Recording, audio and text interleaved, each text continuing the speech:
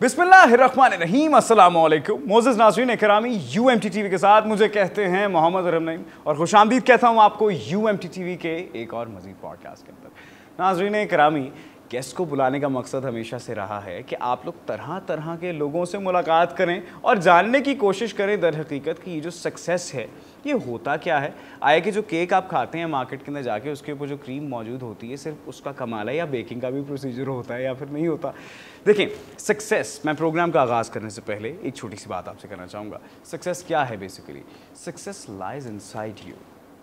अगर आप कहते हैं ना कि मैं कामयाब नहीं हो रहा या नहीं हो सकता, तो आपकी सोच गलत है, आपकी अप्रोच गलत हो सकती है, या शायद हो सकता है कि अल्लाह ताला आपको किसी पर्टिकुलर वक्त के लिए तैयार कर रहा है। तो यही वजह है हम कुछ ऐसी मोटिवेशनल स्टोरीज़ आपके पास लेकर आते हैं जिनसे आप लोग मिलें और जानने की कोशिश कर सकें कि दर हकीकत है क्या भाई ये सारा का सारा सिनेरियो। हमारे साथ मौजूद हैं x retired captain from Pakistan army ma'am Zaira Tahir, जो कि इस time aura image consulting and etiquette coaching की फाउंडर भी हैं और बाकायदा एक प्रॉपर एकेडमी रन कर रही हैं। इसका मकसद ये है कि जिस तरह की माशाल्लाह वो खुद हैं प्लेजेंट, बोलने के अंदर बेहतरीन, मैं उनसे बल्कि बोलने के तरीका कार इस टाइम ऑब्जर्व कर रहा था उनसे सारे थ्रू आउट द कन्वर्सेशन, आप लोगों को भी ऐसा बनाया जा सके ताकि at least you guys must stand out.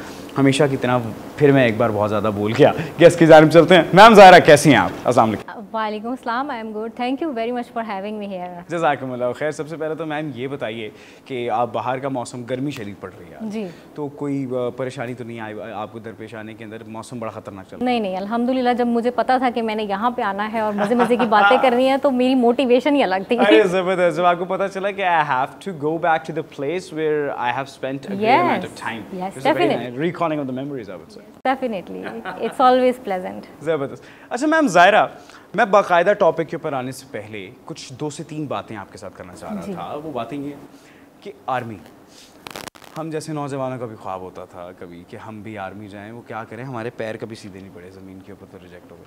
अच्छा, तो मैम आर्मी के अंदर जाना बड़े बच्चों का ख्वाब है और पर्टिकुलरली स्पेसिफिकली अगर मैं बात करूं एक ख़ातून के लिए, क्योंकि आप माशाल्लाह एज अ वेमेन आपने पाकिस्तान आर्मी को सर्व किया है, ठीक है, और एज अ कैप्टन आप रिटायर हुई, वक्त से पहले रिटायर हुई माशाल्लाह, जिस तरह आपने बताया कि you were 30 I think, yes 30 years when you got retirement.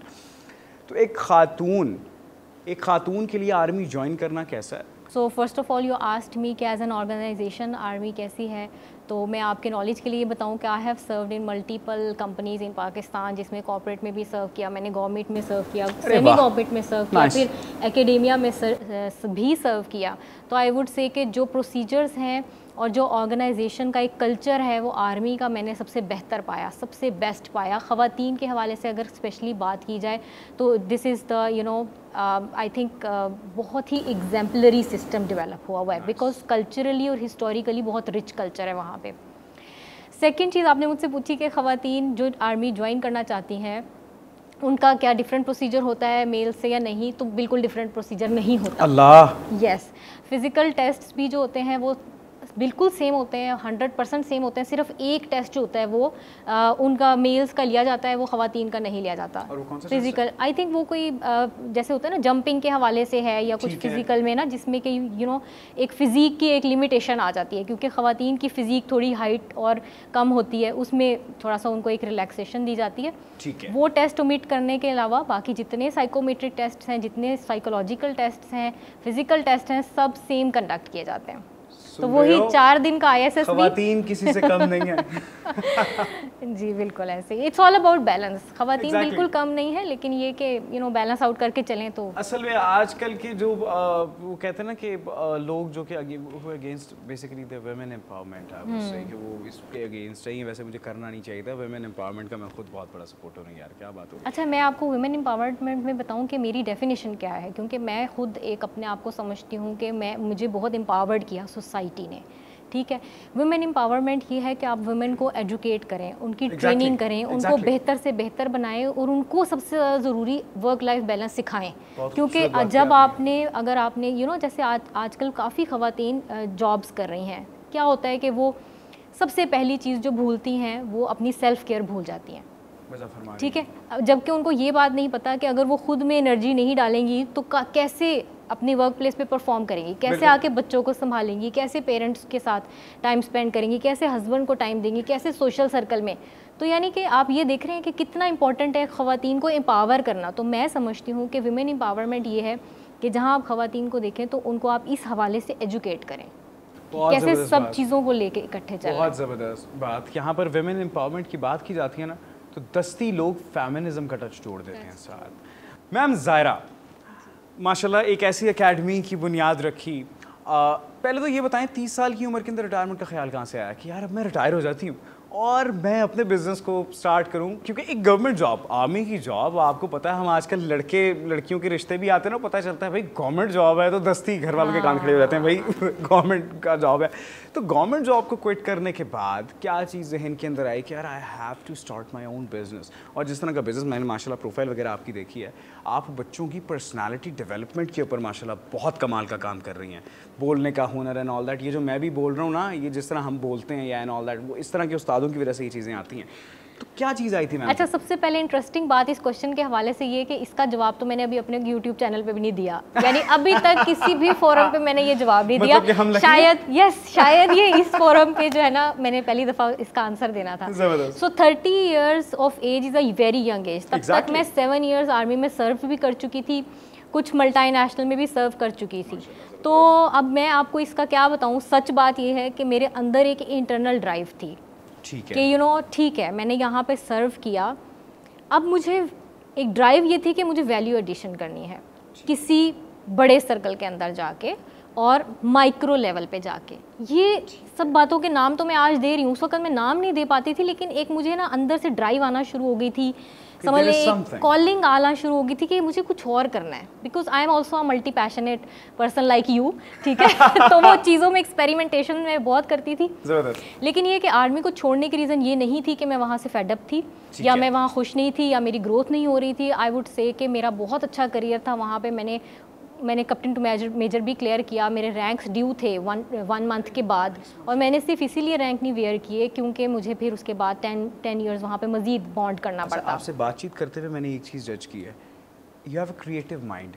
जिन लोगों का क्रिएटिव माइंड होता है उनसे बात करके सिग्नल्स आ जाते हैं, और उस क्रिएटिविटी ने मुझे ये लगता है आपको फोर्स किया होगा कि I have to push my limits. That's true. तो वो क्रिएटिविटी मेरी वहाँ पे उस तरह से एक्सप्रेस नहीं हो रही थी, और वो फिर माइक्रो लेवल पे किस तरह से किसी की ज़िंदगी में आप डिफरेंस क्रिएट कर सकते हो। तो जब मैंने आर्मी को छोड़ा फिर मुझे समझ में आया कि ड्राइव क्या थी। वो ड्राइव ये थी कि जब मुझे यूनिफॉर्म मिला था ना, तो मेरी ज़िंदगी 180 डिग्री पे चेंज हो गई थी ज़बरदस्त यूनिफॉर्म की वजह से, ठीक है। और मुझे ये चीज़ अब बस सोच में आ गई कि भाई मैंने ये चीज़ किसी तरह से दूसरे लोगों को भी देनी है। जो आप माशाल्लाह काम कर रही हैं वो बच्चों को ना सिर्फ इंटरव्यूज़ के लिए ट्रेन करने वाला है कि उन्होंने जॉब इंटरव्यूज़ कैसे देने, इनफैक्ट अपनी ज़िंदगी की रोज़मर्रा के इंटरेक्शंस के अंदर बहुत ज़्यादा हेल्प आउट करने वाला है। बिकॉज हम, पता है आपको क्या लगता है, आजकल माज़रत में बोलता बहुत ज़्यादा हूँ, लोग अमूमन कहते हैं कि आपने अच्छा बोलना है तो सिर्फ एक जॉब हासिल करने के लिए आपको इंटरव्यू के अंदर इम्प्रेस करना है किसी को और आपको इम्प्रेस करके निकल जाना है साइड पे, जबकि ऐसा नहीं है। नहीं, ऐसा नहीं। देखिए, अगर आपने लाइफ में रियल टर्म्स में बरकत एक्सपीरियंस करी है तो आपको इन चीज़ों को एम्बॉडी करना पड़ेगा अपने अंदर, ठीक है।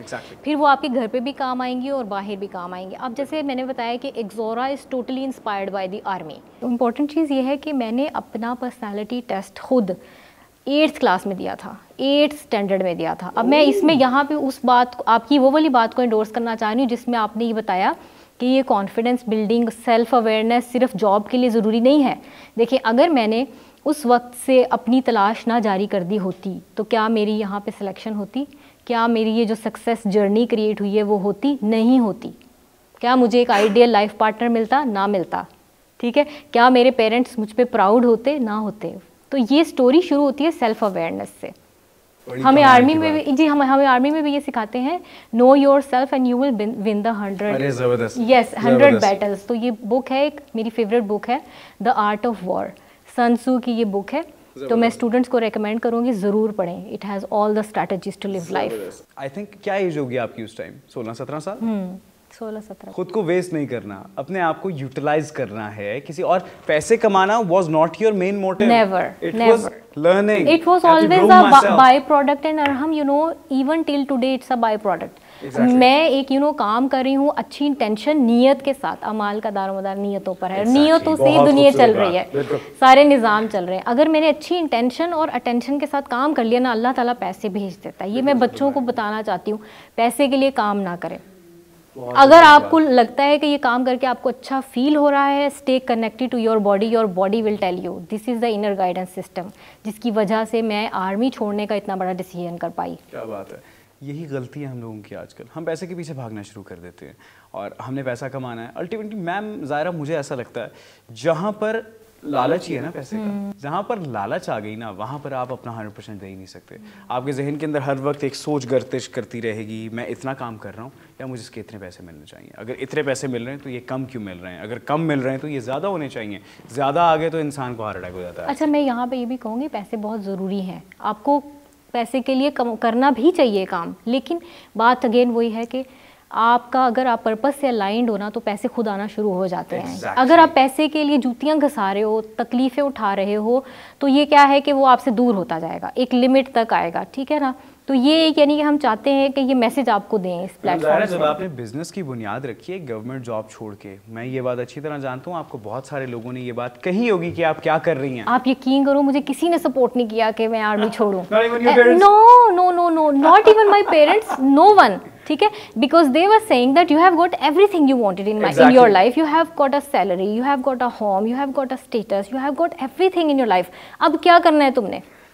मैंने कहा नहीं, मेरे अंदर है, मतलब मुझे नहीं समझ में आ रहा, I need to do that, yes, मुझे पैसों के लिए काम नहीं करना, ठीक है। एंड अल्हम्दुलिल्लाह मैंने उसके बाद कुछ मल्टीपल कंपनीज भी, इवन यूएमटी के अंदर भी कंपनी स्टार्ट करवाई हैं, and with in a period of 6 months हम लोगों ने अच्छी खासी ज़ीरो इन्वेस्टमेंट से करके बच्चों को दिखाया, क्योंकि मैं ये मैसेज देना चाहती थी हमेशा से बच्चों को कि बड़े बड़े डिसीजंस भी आपको लेने पड़ते हैं, लेकिन अगर पैसा बीच में आप लेके आएंगे तो वो डिसीजंस आप नहीं ले पाएंगे। मैम ज़ारा, मैं कहानी लिख रहा, तो उस कहानी के अंदर मैंने कुछ चीज़ें ऐड की। वो बेसिकली कहानी का नाम था कि उसका जो मेन मोटिव था कि कौन सी चीज़ें आपको किस वक्त पे करनी चाहिए। बेसिकली हर चीज़ का एक पर्टिकुलर वक्त है।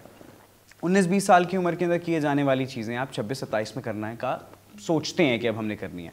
जो चीज़ें आपको 26-27 के अंदर करनी है वो आप 19-20 के अंदर करते हैं। And I am particularly talking about the students जो कि अनएथिकल रिलेशनशिप्स के अंदर पड़ जाते हैं वक्त से पहले। आपकी 17-18 साल, 19 साल, 20 साल उम्र है, कैरियर के ऊपर आपका फोकस नहीं है। फिर अल्टीमेटली 25-26-27 साल की उम्र के अंदर जाने के बाद आप सोचते हैं कि मुझे अपना कैरियर बनाना है, और फिर जब आप अपने साथ के बैचमेट्स को देखते हैं ना कि जो कि कैरियर की तरफ डेडिकेटेडली काम कर रहे थे, वो 23-24 के अंदर वो चीज़ें बना गए हैं जो कि शायद आप आगे आने वाले 10 साल के अंदर भी नहीं बना पाएंगे। तो आपको क्या लगता है, मेरा ये माइंडसेट ठीक है? लोग मेरे इस माइंडसेट के साथ इख्तलाफ भी करते हैं। नहीं नहीं, आपका माइंडसेट बिल्कुल ठीक है। इनफैक्ट मैंने ये देखा है कि चूँकि आजकल बच्चियाँ भी बहुत वेस्ट से इंस्पायर्ड होती हैं, and they would always say कि पहले हमने खुद इंडिपेंडेंट बनना है and then we will get to married, ठीक है। उतने में आप खुद इमेजिन करें कि कोई ख़वातीन जो हैं जब इंडिपेंडेंट होंगी तो 30-35 साल की तो उम्र हो जाएगी। उस वक्त अगर उनकी शादी होगी, they will be having children may be after 1 year, अगर बहुत अच्छी कंडीशंस रहती हैं। 36 की एज में she will be having her first child, और अब वो पहला बच्चा 10 साल का होगा तो उस औरत की उम्र 45 साल हो चुकी होगी। अब वो बच्चा जब 15 साल का होगा तो उस औरत की उम्र 50 साल। आप इमेजिन करें 50 साल की मदर कैसे कनेक्ट करेगी उस जनरेशन के साथ। आप यकीन करें, कैलकुलेशन है ना। आपने वो बात की है जो मेरे मुंह के अंदर थी। और तो मैं सिर्फ ये बताना चाह रही हूँ कि देखें, मैं अगर आपके सामने बैठी हुई हूँ ना कि मैं अभी यंग एज में हूँ, ठीक है, मेरे पास माशाल्लाह बच्चे हैं, सारा मेरा बिजनेस अपना है, जॉब्स कर ली, सब कुछ मैनेज करना इजी होता है। इट्स ऑल अबाउट आपने कैसे और फिर अपनी लाइफ के प्राइम में एग्जैक्टली प्राइम टाइम एंजॉय करना है अपनी लाइफ के प्राइम के अंदर। आपने अभी ऐसी खूबसूरत बात यहाँ पर की है कि एक 50 साल की माँ जिसका 15 साल का बच्चा है, उसके आगे आने वाली जिंदगी आगे चल के पड़ी हुई है, वो किस तरह से कॉप करेगा। और देखिए, मेरे जहन में हमेशा ये था कि मैंने रिटायरमेंट का वेट नहीं करना लाइफ एंजॉय करने के लिए। कितनी 65 साल की उम्र में रिटायर होके मेरे अंदर हिम्मत ही, मैंने 30 में रिटायर होना है and I want to visit the world. देखिए, मैंने ड्रीम देखा और पूरा हुआ अल्हम्दुलिल्लाह। ये सब चीज़ें वही बात है, आप आपका सिर्फ माइंड सेट चेंज होने की बात है, माइंड सेट अपना उसके ऊपर मेहनत करें, यू कैन डू एनीथिंग। मैं अमूमन लोगों को देखता हूँ कि जब आपको खुद पे काम करने की ज़रूरत है, जब आप नहीं करते, ultimately I have seen people getting married at an age of 33, 34, 35, having your first child in the 40s, और जब बच्चों को आपकी ज़रूरत होती है तो आप इस काबिल नहीं होते कि आप उनके लिए खड़े हों। ज़िंदगी बड़ी बेवफा है, ज़िंदगी ने वफ़ा कभी की नहीं है किसी के साथ। अपनी ज़ात से हमें खुद वफ़ा करनी पड़ती है, अपनी एज का प्राइम एंजॉय करना, और बच्चों के साथ अपने, मुझे ये लगता है इवन दो आई एम 21, अब इसका ये मतलब नहीं है कि मैंने जल्दी शादी करनी है, कुछ फलाना कोई ऐसी बात ना सोच लेना, पता लगे मेरे साथ वो चीज़ें एसोसिएट कर दो कि भाई अरहम साहब ने शादी का प्रपोजल दे दिया बैठ के प्रोग्राम के अंदर, ऐसी बात नहीं है। लेकिन आपको, मेरा ख्याल है हर एक चीज़ का वक्त है, सेटल होने का भी वक्त है, अपने आप को एक बेहतर इंसान बनाने का वक्त होता है, अपने गोल्स को पहचानने का वक्त होता है। तो अल्टीमेटली जब आप चीज़ों को सही वक्त के ऊपर करते हैं तो उनका आउटकम भी बेहतरीन होता है। जिस तरह कि आपने बताया कि जब आपने 8वीं जमात के अंदर अपना एक टेस्ट पास आउट किया, उसके बाद यू वेंट टू आर्मी, आपके जो स्पाउस होंगे, लाइक आपके जो हस्बैंड होंगे, वो आपको आपकी वाइफ के हिसाब से मिले होंगे। एग्जैक्टली यही पॉइंट है यहाँ पे कि अगर आपने खुद को इतना वैल्यूएबल बना लिया ना, you are going to get a man or a woman who is that much valuable, otherwise you are not going to get it. मेरे से सामने आप लिख लें, अगर आप कर भी लेंगे, चूंकि वो मैच नहीं होगा तो वो फिर इतनी देर तक चलेगा नहीं, देर का नहीं होगा, ठीक है। और आजकल मैं अब कहना नहीं चाहता, लेकिन डाइवोर्स जो बढ़ रही है उसकी रीज़न यही है, आपके गलत फैसले। नहीं, वही बात है कि you will get everything which is your energetic match, ठीक है। तो जो आप खुद को जिस वैल्यूएबल बनाएंगे, आपके पास खुद मैचिंग चीज़ें अल्लाह ताला भेजेगा। ज़बरदस्त। मैम ज़ाहिरा, इतनी चीज़ें देखी हैं आपने माशाल्लाह, 30 साल की उम्र के अंदर रिटायरमेंट ले लेना, वही मेरे जहन के अंदर बात आई ना कि भाई कि सपोर्ट नहीं लोगों ने किया होगा, लेकिन आज माशाल्लाह लोग सपोर्ट करते होंगे। They give example, yes, they are very happy. आप उनके बच्चों के लिए रोल मॉडल बन गई होंगी। Yes, that's हमारे लिए रोल मॉडल बनी है, हमारे लिए बोल दिया मैंने, मैं तो उतना क्यों। अच्छा मैम ज़ाहिरा, एट लास्ट एक छोटी सी बात आपसे जानना चाहूँगा। इतना सब कुछ देखा, इतनी चीज़ों से गॉन थ्रू हुई, और 30 साल की उम्र में रिटायरमेंट, फिर बिजनेस का आगाज़, फिर एक लोगों की ऑफस्प्रिंग्स को बेहतरीन बनाने का फैसला। ज़िंदगी क्या है, कैसा पाया ज़िंदगी को? एक बड़ा शायराना सवाल है। मैं इतनी शायराना नहीं हूँ, लेकिन ज़िंदगी जो है ना वो एक इम्तिहान है, हर वक्त का इम्तिहान है। आपने एक तो अपना बैलेंस कायम रखना है, दूसरा आपने इस दुनिया में भी कोई ना कोई कोशिश करते रहनी है कि इसका भी बैलेंस रीगेन हो सके। That's all about balance and flow, ठीक है ना। सो आई स्ट्रांगली बिलीव दैट कि आप अपने इर्द गिर्द कुछ भी ऊंच नीच देखें तो कोशिश करें कि अपनी पॉजिटिविटी उसमें डालें ताकि चीज़ों को आप बैलेंस आउट कर सकें, और लेकिन priority self care. Ma'am Zahira, जज़ाकल्लाह खैर, आप तशरीफ लेकर आई, आर्मी से आपका ताल्लुक रह चुका है तो आप सैल्यूट डिजर्व करती हैं, तो सैल्यूट आपके लिए, जज़ाकल्लाह खैर। मोज़ेज़ नाज़रीन करामी, मैंने सवाल पूछा ज़िंदगी क्या है, तो मैं बताऊं ज़िंदगी क्या है। मुझे क्या लगता है, ज़िंदगी है एक फूलों का बड़ा खूबसूरत सा गुलदस्ता। इस गुलदस्ते के अंदर निहायत खूबसूरत फूल मौजूद हैं, लेकिन फूलों के अंदर कांटे होते हैं। तो ये आपके ऊपर डिपेंड करता है कि आपने फूल को किस एंगल से पकड़ना कि कांटा आपको चुभे नहीं, और लेकिन एट द सेम टाइम कांटे होना ज़रूरी भी है। वो जब कांटे आपको लगते हैं ना, तो फिर आपको पता लगता है यार मैंने कहाँ गलती की थी, मैंने अगला काम कहाँ पर नहीं करना है। Ma'am Zahira is a motivational story आप लोगों के लिए कि अगर आप लोग अपनी ज़िंदगी के अंदर कुछ करना चाहते हैं तो पहले ख़ुद को जानने की कोशिश करें। जिस तरह अभी उन्होंने कहा कि self awareness is very very important, तो ख़ुद को जानो। और एक बड़े खूबसूरत शेर के ऊपर इख्तिताम करना चाहूँगा। मैम ज़ाहिरा ने मुझे सुनाया, बाद में मैंने कहा मैं कॉपी पेस्ट कर दूँ कि खुद ही को कर बुलंद इतना कि हर तकदीर से पहले खुदा बंदे से खुद पूछे बता तेरी रज़ा क्या है। ढेर सारी दुआओं के साथ अपना बहुत सारा ख्याल रखेगा। अपने मेज़बान मोहम्मद अरहम नईम को दीजिए इजाज़त। अल्लाह ने के बाद।